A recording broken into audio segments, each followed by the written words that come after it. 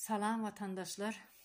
Men şu videonu çekmemin sebebi Türkmenistan'ın hal yağdayı gün-günden ervetleşiyor. Başımıza gelen bir kanun gelen çekirtke Türkmen halkını yine de ezmeye devam ediyor. Öňe atası Haramulu indem oğlu Serdar çekirtke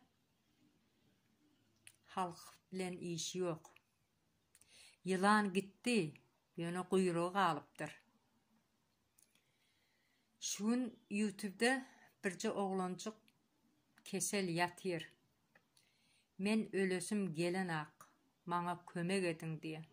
Bolsa bir 13-14 yaşındadır. Şu çağacın geleceği var.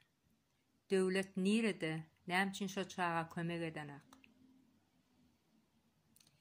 Türkmenistan'ın daşındaki Türkmenistanlılar kömek eder, hükmen eder. Yöne Türkmenistan'ın içindeki halk siz uğuklamağa devam edin. Ta henglençeniz uğuklan.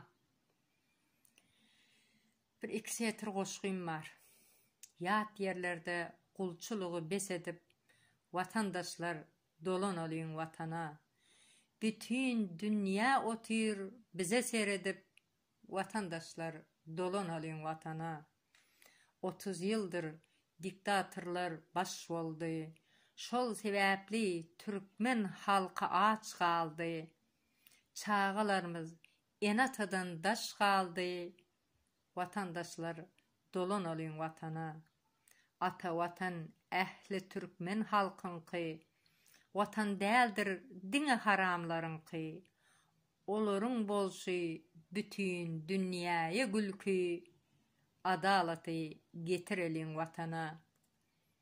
Devletimiz halkı eklep bilenok, halkın halından haber alanok.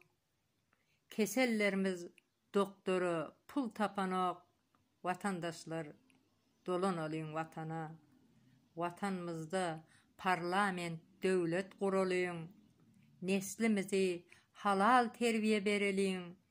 Täze ösüş bilen öňü ýörälin. Vatandaşlar dolan olayın vatana. Indi diktatörün zamanı geçti. Türkmen devletinin ırsgaly gaçdy. Haramda bizi iyile kul etdi. Vatandaşlar dolan olayın vatana. Indi ak garanyň arasy açylsın. Tutsaglaryň günäleri geçilsin. Saylaw edip parlament devlet seçilsin.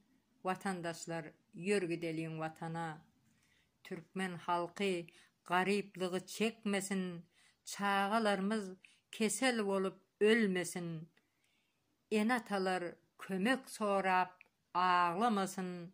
Ağzı birlik bilen gazan alyň vatany.